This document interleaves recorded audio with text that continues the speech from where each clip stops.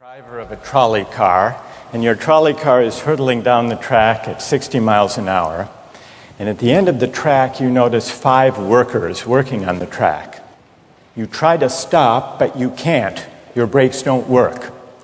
You feel desperate because you know that if you crash into these 5 workers, they will all die. Let's assume you know that for sure. And so you feel helpless until you notice that there is, off to the right, a side track. And at the end of that track, there's one worker working on the track. Your steering wheel works, so you can turn the trolley car, if you want to, onto the side track, killing the one, but sparing the 5. Here's our first question. What's the right thing to do? What would you do? Let's take a poll.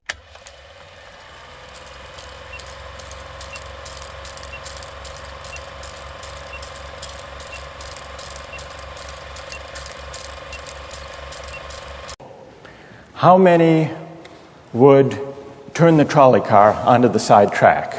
Raise your hands.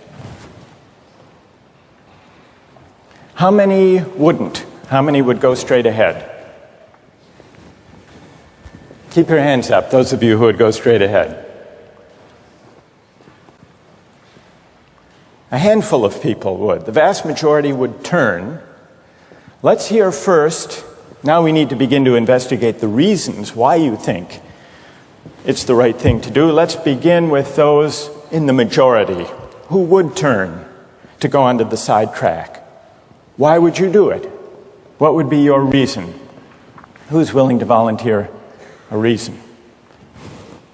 Go ahead, stand up. Because it can't be right to kill 5 people when you can only kill 1 person instead. It wouldn't be right to kill 5 if you could kill 1 person instead. That's a good reason. That's a good reason.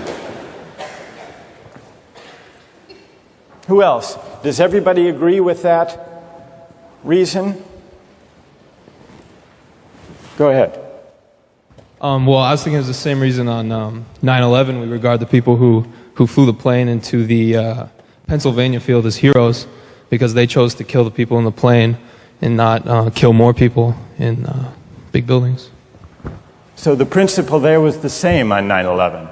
It's a tragic circumstance, but better to kill 1 and so that 5 can live? Is that the reason most of you had, those of you who would turn? Yes? Let's hear now from those in the minority, those who wouldn't turn. Yes? Well, I think that's the same type of mentality that justifies genocide and totalitarianism. In order to save one type of race, you wipe out the other. So what would you do in this case? You would, to avoid the horrors of genocide, you would crash into the 5 and kill them? Presumably, yes. You? Yeah. Okay, who else? That's a brave answer. Thank you. Let's consider another trolley car case and see whether those of you in the majority want to adhere to the principle, better that 1 should die so that 5 should live. This time you're not the driver of the trolley car, you're an onlooker. You're standing on a bridge overlooking a trolley car track. And down the track comes a trolley car.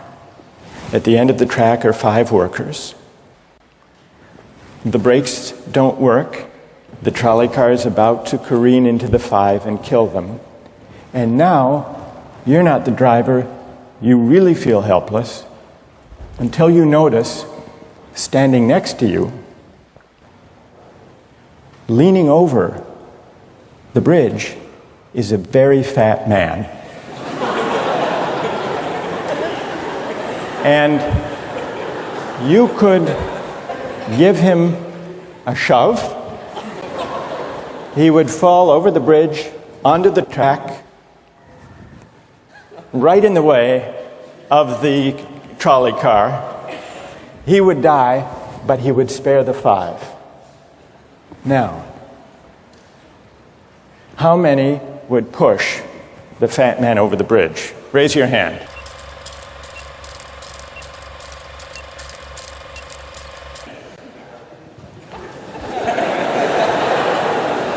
How many wouldn't? Most people wouldn't. Here's the obvious question. What became of the principle? Better to save 5 lives even if it means sacrificing 1. What became of the principle that almost everyone endorsed in the first case? I need to hear from someone who was in the majority in both cases. How do you explain the difference between the two? Yes. The second one, I guess, involves an active choice of pushing the person down, which I guess that person himself would otherwise not have been involved in this situation at all. And so to choose on his behalf, I guess, to involve him in something that he otherwise would have escaped is, I guess, more than what you have in the first case, where the 3 parties, the driver and the 2 sets of workers are already, I guess, in the situation. But the guy working, the one on the track off to the side, he didn't choose to sacrifice his life any more than the fat man did he? That's true, but he was on the tracks. And you... This guy was on the bridge. Go ahead, you can come back if you want. All right, it's a hard question. All right, you did well. You did very well. It's a hard question. Who else can find a way of reconciling the reaction of the majority in these 2 cases? Yes. Well, I guess in the first case where you have the 1 worker and the 5, it's choice between those 2, and you have to make a certain choice, and people are going to die because of the trolley car, not necessarily because of your direct actions. The trolley car is a runaway thing, and you're making a split-second choice, whereas pushing the fat man over is an actual act of murder on your part. You have control over that, whereas you may not have control over the trolley car. So I think it's a slightly different situation. All right, who has a reply? No, that's good. Who has a way? Who wants to reply?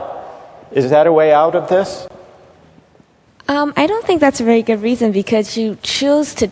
It's either way you have to choose who dies, because you either choose to turn and kill the person, which is an active conscious thought to turn, or you choose to push the fat man over, which is also an active conscious action. So either way you're making a choice. Do you want to reply? Well, I'm not really sure that that's the case. It just still seems kind of different. The act of actually pushing someone over onto the tracks and killing him. You are actually killing him yourself. You're pushing him with your own hands. You're pushing him. And that's different than steering something that is going to cause death into another...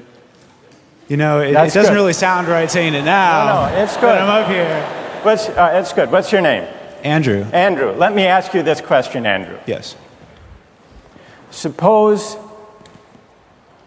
standing on the bridge, next to the fat man, I didn't have to push him. Suppose he were standing over a trap door that I could open by turning a steering wheel like that.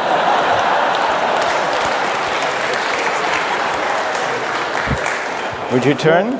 For some reason, that still just seems more wrong. Right? I mean, maybe if you accidentally leaned into the steering wheel or something like that. But, or say that the car is hurtling towards a switch that will drop the trap, then I could agree with that. Fair enough. It still seems wrong in a way that it doesn't seem wrong in the first case to turn, you say. And in another way, I mean, in the first situation, you're involved directly with the situation. In the second one, you're an onlooker as well. All right. So you have the choice of becoming involved or not by pushing the fat man. Let's forget for the moment about this case.